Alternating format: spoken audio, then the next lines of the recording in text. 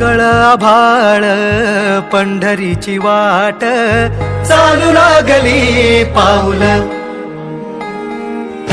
नाम गोड ओठी माऊली माऊली